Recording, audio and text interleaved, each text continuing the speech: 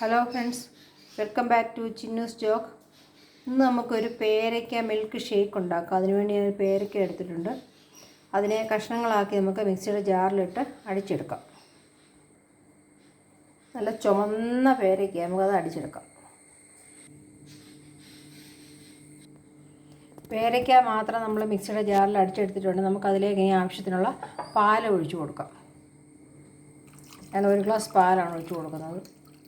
കാച്ചി വെച്ചിരുന്ന പാലാണ്. അതിന് നല്ലതുപോലെ നമുക്ക് അടിച്ചെടുക്കാം. മധുരം വേണമെങ്കിൽ അവരവരുടെ ഇഷ്ടമാണ്, ചേർക്കാം. മധുരം വേണ്ടെങ്കിൽ ചേർക്കണ്ട.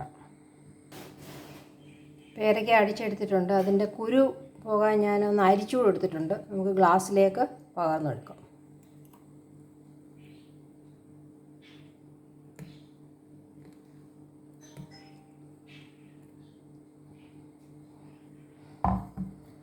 ഇതാണ് നമ്മുടെ നല്ല സ്വാദിഷ്ടമായ പേരയ്ക്ക മിൽക്ക് ഷേക്ക്.